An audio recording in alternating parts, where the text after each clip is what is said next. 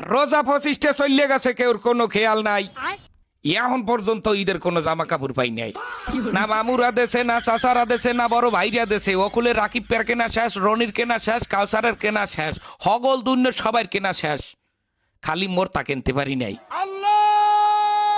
সারা বছর আমি গতবারের দুগ্গা জামাই দিয়ে কাটাই দিস। দুগ্গা জামা, দুগ্গা জামাই দিয়া একটা বছর আপনারা কেউ কাটাইতে পারতেন না? আমারে কয়েন আপনারা কেউ পারতেন?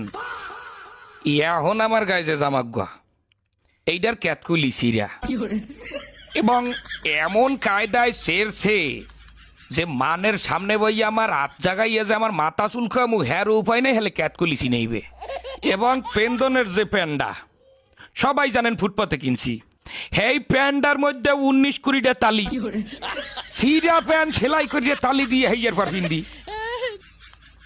আমি আমার বাপ মা, আত্মীয় স্বজন, বড় ভাই ব্রাদার, মামু খালু, বোন বোনাই যারা আছেন সবাই কাছে হাত জোর করিয়ে কই গেলাম, 27 রোজার মধ্যে যদি আমার কেনাকাটা না করিয়া দেন বোঝেন, হ্যালে এবছর ঈদে আমি কোনো জামা কাপড় পিনবো না।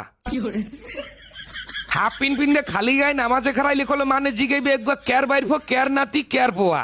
হেখালে কি আমার আল্লাহর ইজ্জত যাইবে? গেলে কলো সবাই ইজ্জত যাইবে। আমি ভালো করে বলি, আবারও শোনেন।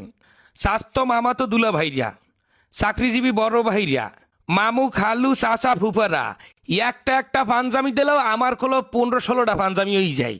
আপনারা জানেন কিনা জানি না, আমার বাপেরা তাহলে 3টা গরু আছে। যদি 27 রোজার মধ্যে আমার কেনাকাটা না করিয়ে দেওয়া হয়, হ্যালো ওই গরু আমি রাখতে হরমুখী।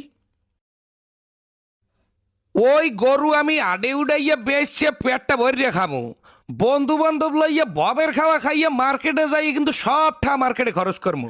আপনারা অনেকেই কইতে পারেন যে এটা অসম্ভব কাজ, কিন্তু অসম্ভবকে সম্ভব করা অনন্ত জলিলের কাজ, এটাও আপনাকে মাথায় রাখতে হইবে।